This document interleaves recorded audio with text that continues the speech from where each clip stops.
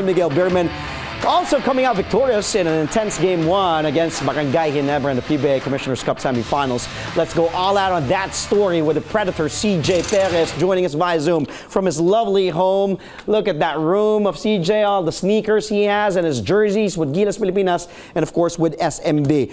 Idol Lakay, naimbag na Rabeo amen. Maraming salamat. Maraming salamat again, Idol. Thank you. Oo, alam mo naman, love na love kita, karangalan na pumayag ka kagad. Regards to the family. Balikan natin yung laro nyo kagabi, Idol Lakay. San Miguel, 92. Barangay Ginebra, 90. You were the top scorer. Eto pa, inangatan mo pa si Benny Bucket, si Benny Boatwright. 26 points para sa'yo, 10 out of 17 from the field, 5 boards, 3 assists. As you can see, Benny Boatwright had 23, 12, and 5. The Kraken, Junmar Fajardo, 18, 9 rebounds, 2 blocks. Abay was supposed to join us the Kraken here on the show as well, but he is having his, kumbaga, yung routine niya, yung therapy niya. Pero what a game! Dikit na laban. Anong masasabi mo tungkol dun sa laro kahapon and sa pinakita nyo? Gano'n ka kontento dun sa panalo nyo kagabi, especially dun sa last minute of the game, na talagang dikita na, pukpukan na nun? Actually, hindi kami nakakontento dun sa sa ginawa namin. Actually, iniisip namin kailangan namin dagdagan yung effort, yung sa depensa. Yun yung pinakakailangan yung effort tsaka yung depensa talaga para matalo namin yung Ginebra. Well, 26 points para sa'yo, CJ. You were playing with guys that alam naman natin can dominate on offense. Benny Buckets, Benny Boatwright, napakagaling yung import. Then you have Junmar. Saan mo nakuha yung kumbaga, yung nag-signal sa'yo? May mga kumausap pa sa'yo, may nagsabi sa'yo, CJ, take over ka na dito. Si Benny ba? Si Junmar? Si Coach George ba? Dahil alam mo naman, San Miguel, ang daming pwedeng puntahan Pero ikaw, nakita ko talaga sa'yo, CJ. Parang sabi ko, ito yung LPU days ni Idol CJ. Sabi ko, talagang takeover mode, Mamba mentality ka kagabi. Kasi kahit nandun si Junmar, nandun si Benny, bahala na, atake, sugod. Actually, di naman talaga pumasok sa isip ko na mag-take over. Parang nataon lang na nasa akin yung bola and maluwag yung daan. Kasi dinidinay nila si Junmar and si Benny. Kaya na-timing na napupunta sa akin yung bola and mayroon ako opportunity na umatake. Talaga yung na-atake ko. Kasi I think yun yung yung isa sa may tutulong ko talaga sa team. Yung time na yung kailangan ng rebound, mga ganun. Actually, yung effort, binibigay ko lang talaga yung best ko, yung effort, energy na mabibigay ko sa team. At and syempre, credit doon kay Benny kasi syempre kung wala si Benny dyan, hindi luluwag yung space namin mga attacker and sa mga ibang slashers.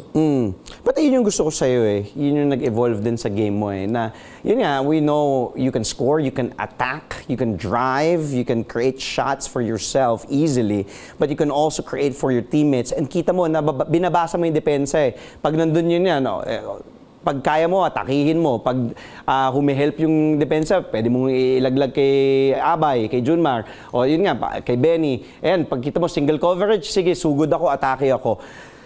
Idol, nung first time mo maglaro dito sa isang team na may 2-6-10, tapos yun nga, sobrang lakas. Tanungin kita, gano'n napadali yung buhay mo ngayon na bumalik pa si Junmar? Kasi ang galing nung import nyo. Di ba? Dahil balikan natin even your San Sebastian days, your LPU days, yung mga first years mo sa Terra Firma, sa PBA, tas dito sa San Miguel. Paano pa mas dumali yung buhay mo, CJ Perez, na may Benny Boatwright, may Junmar, hindi nila pwedeng iwan. Tapos may Marcio Lassiter ka, ang daming pwede, di ba, may Terence Romeo, ang daming pwede, may Jericho Cruz. Paano mas dumali buhay mo? Yun yung kagandahan ng may mga madami kang katulong na yun nga si Kuya June, si Benny, yun nga sila Marcio, Terence, Jericho, halos lahat pwede mong puntahan And ayun, mas dumadali talaga ang basketball pag yung team effort talaga and kung talagang naglalaro kayo together, mas madali talaga yung basketball. And syempre sa akin as a attacker, as a slasher, talagang dumadali yung kasi yun nga, nakahag sila lagi kay Junmar and kay Benny. So, tinitake ko yung, yung opportunity na may ganong, minsan lang, minsan lang siya dumating sa buhay mo na may ganyan, mga magagaling na makakasama. So, yun, I'm grateful. And syempre, I'm so excited para sa bukas na game. Itong Ginebra, alam naman natin defending champs, di ba? Tapos, hindi naman basta-basta tutupian. Ang lakas nandiyan si Scotty, nandiyan si Jamie. Napakalakas pa rin itong team na to, si Stan. Import nila Tony Bishop, dyan pa sila Japet. Pero, kung ikukumpara mo, itong kalaban with Tony Bishop, tapos naging kakampi mo nga din si Justin Brownlee, mas masasabi mo bang mas mahirap nung kalaban sila nung nandun si Justin Brownlee o parang ganun lang din, di ba? With all due respect naman kay Tony Bishop. I think parang parehas lang din kasi parehas lang naman sila sumusunod talaga sa system ni Coach Tim. Talagang team player talaga sila parehas eh. And syempre, mas lang si Justin kasi mas na-experience niya yung laro dito sa Pilipinas eh. Mas madami siyang nalaro dito na madaming finals, madaming champion yung yung nalaruan niya eh. Compare kay Tony. Pero parang the same lang sila kasi parehas sila ng ng tendency kung ano yung ginagawa ni Justin, parang parehas lang. Ano sa tingin mo magiging next adjustment ng Ginebra, CJ? Yun na, di ko alam. Parang tignan natin tomorrow kasi alam naman natin kung paano maglaro ang Ginebra. Hindi mo minsan in-expect kung ano yung mga gagawin nila sa mga susunod na laro eh. So, ayun, kailangan lang namin maging ready talaga and maglaro ng e-game namin lagi pagkalaban ng Ginebra.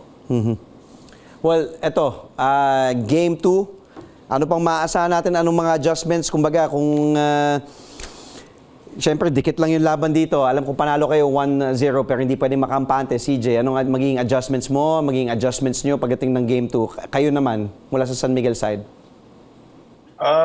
Siyempre, dadagdagan namin yung energy sa defense lalo. And siyempre, yung mga lapses namin, kailangan namin i-correct. So, let's see kung gagana siya bukas. And siyempre, sa game naman, nag-a-adjust naman sila coach. So, credit talaga sa mga coaches kung paano sila mag-adjust kasi sila talaga yung pinaka-importante talaga dyan sa game na yan. Lalo na pag series talaga yung adjustment talaga pinaka-importante. So, nagre-rely kami sa mga coaches. Idol, maraming salamat ulit sa oras mo. Congratulations. Alam mo, napakasaya ko sa'yo. Alam mo naman yun. Thank you again for your time. Congratulations. The best of luck in Game 2 and the rest of the series. Idol, thank you again, ha? Maraming salamat. Regards sa family mo. Again, that was the Predator, CJ Perez of the San Miguel Beermen.